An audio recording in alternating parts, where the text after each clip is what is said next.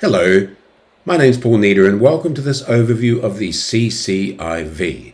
Now, the CCIV is the Corporate Collective Investment Vehicle, and it's Australia's new investment vehicle that has been brought in to make it easier for overseas investors to invest and, of course, to empower lots of local investment as well.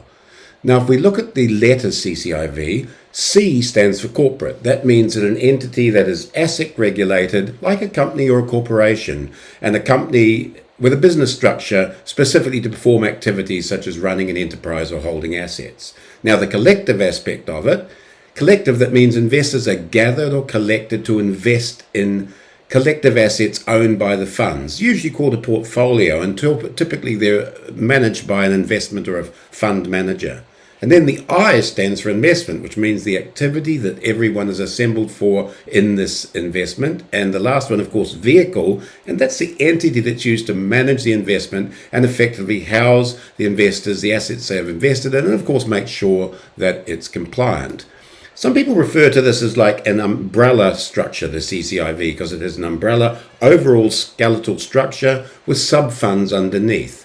And it's used pretty much for either a single fund or multiple underlying sub-funds. Now, this isn't something that we've dreamed up ourselves.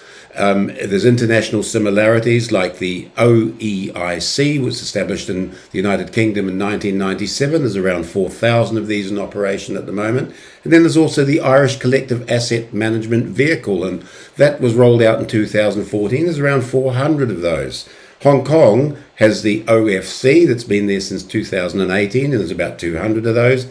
And Singapore, even though they just started in 2020 with their variable capital companies, they have just over 400 of these already, and a lot of them being used by family offices to structure and hold their assets. Now, let's look at some of the key points about CCIVs. First of all, they're attractive to foreign investors as they're not based on the unit structure, the unit trust structure, which overseas investors found very difficult to understand, and they didn't really trust it, didn't understand it, so we didn't get the volume investment that we should have. That's why Australia's investment from overseas was running about 4%, and Singapore, for example, is running around 80%. So one of the drivers for Treasury to bring this in was to lift that 4% higher and make it easier for foreign investors. CCIVs are normally called type of umbrella structures, and investors get shares, not units, and trusts are not generally involved, although they can be. CCIVs have sub-funds that hold ring-fenced assets, and they're bankruptcy protected from each other.